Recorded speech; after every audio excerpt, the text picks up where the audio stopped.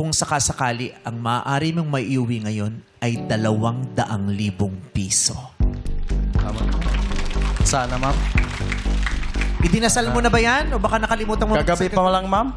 Dinasal ko na sana ako ang nandito ngayon sa harap mo. Malaki-laki rin itong 200,000 piso. Di ba? Hindi man ito masusolusyon ng buo ang iyong problema, pero kahit papano makakaawas-awas sa iisipin mo. Panggastos ninyo. Imagine mo kung normally 1,000 pesos ang kinikita mo nung wala pang krisis. Yes. Ngayon, so 200 na biyahe yon. Yeah. Di ba? So ito, yung 200 na biyahe mo, pwede mong kitain sa sandaling panahon kung mapapanalunan mo ang ating jackpot round. Let's go! Kailangan mo lang pumili kung pot o lipat.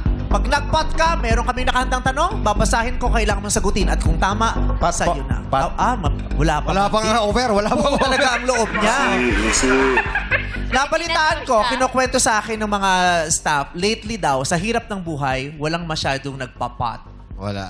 Kasi nga, kailangan nila ng Sure, mabilis sure. ang pera Oo, sure. Kahit maliit yung Offer. offer natin, tinatanggap nila agad, dead ma sila sa pot. Ganun kaya ang gagawin ni Ricky. Magkano inyong final offer, Kim and Karil?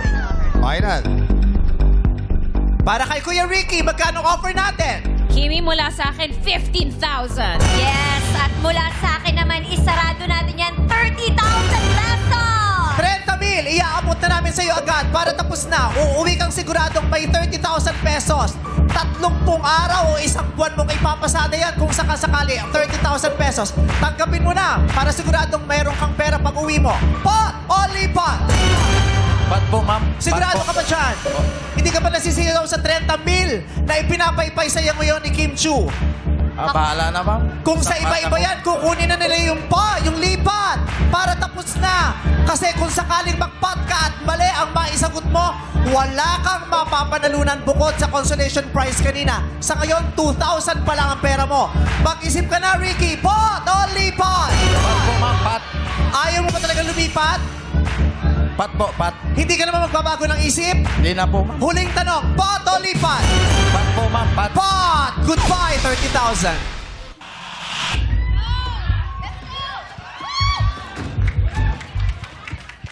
$30,000 yung pinakawalan mo. Kailan ka huling nakakuha o nakahawak ng 30,000? Well, tagal na po, ma'am. Matagal na rin. Pero tinanggihan mo siya. Ang hangad mo talaga ay 200,000 pesos. Kung tinanggap mo yung 30,000, hindi kita mahuhusgahan at hindi kita masisisi dahil sadyang mahirap ang buhay, malaking tulong na yung 30,000. Manghihinayang kaya tayong lahat dahil hinindayin niya ang 30,000 o magsisigawan tayo dahil tama ang desisyon niyang magpat at makuha ang 200,000 pesos. Ricky, tatanungin na kita. Wala kang pwedeng tingnan, hindi ka pwedeng magpalinga-linga. Sa akin ka lang kailangang mag-focus. Pakinggan mo ng husto ang aking tanong. Strictly, no coaching please. Now, this is your 200,000 peso question.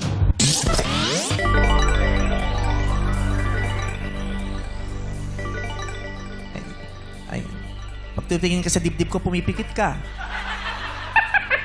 Baka naman ito ang magbigay ng swerte sa'yo. Salamat nga pala kay Corazon ng Drag Race dahil siya nagpahiram sa akin ng breastplate. Salamat sa aking mga anak sa drag. Laking busina niyan. Tingnan mo nga kung tumutunog pa ang busina. Kung ang tunog niya pa rin ay put-put at ngekik-ngekik na. Ngekik-ngekik. Pambinatog. Kuya Ricky, focus. Good luck. God bless you. This is the question. Huwag kang sasagot agad. Pag sinabi kong go, tsaka ka palang sasagot. Okay? Ang tanong.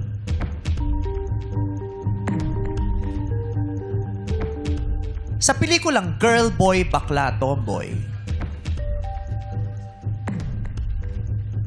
anong bahagi ng katawan ang idodonate ng baklang karakter na si Mark sa kanyang kakambal na lalaking si Peter? Kamu nang sasagot? Kung napanood nyo, alam nyo ang sagot. Sinong may alam? Madami.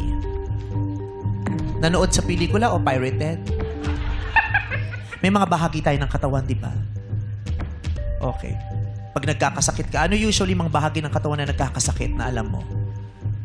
Sakit sa puso? Ano pa? Ano pa yung mga bahagi ng katawan na alam mo? Pag umiinom ka, pag alcoholic ka, mahilig kang uminom, anong nasisira sa'yo? Mata? Atay po. Ilong? Atay. Baga? So yun, binigyan kita ng clue. Sa pelikulang Girl Boy, Bakla, Tomboy, anong bahagi ng katawan ang idodonate ng baklang karakter na si Mark sa kanyang kapatid na si Peter? Nasabi mo na kanina ang tamang sagot. Ulitin mo lang, kuya. Go! Baga. Atay. Atay is correct!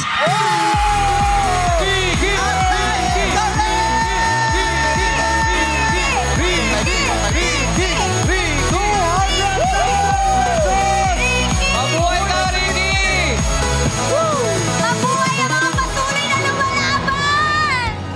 200,000 pesos! Meron kang 200,000 ngayon! Salamat po, ma'am. Sabi mo yung Maraming asawa mo salamat po. paiyak na sa hirap. Salamat po, ma'am. Malaking ginhawa to kahit papano, pero panandalian lang ito. Kaya kailangan mong maging matalino kung paano mo gagastusin ang 200,000. Salamat po, ma'am. Anong nararamdaman mo? Anong tumatakbo sa isip mo? Masaya po, ma'am. Wala pong mailagyan ng kasayahan ko ngayon. Na magkaroon ako ng pera ang ganyan kalaki. Ilagay ko po sa tamang gastusan para sa pangangailangan ng aking pamilya. Hindi po mapawara yung pirang na kukuha ko ngayon. Tsaka magtabi po ako para sa pag-aaral ng anak ko. Kailangang mapag-aral ang mga anak mo. Opo, ma'am. Kailangang makapagtapos ng mga anak mo sa kahilingan nating hindi maulit sa buhay nila Opo. ang buhay na meron kayo ngayon. Salamat. Maraming salamat po sa ABS-CBN. Saka sa Showtime, sa buong nandito ngayon. Si Bong. Pwede pa po mayakap si Sir Bong, ma'am? Kaya yakapin mo siya. Sana'y pag-ibig lang. Okay, lahat. Maraming salamat po. 200,000 pesos. Masayang masaya kami na may iuwi ba ang 200,000 pesos?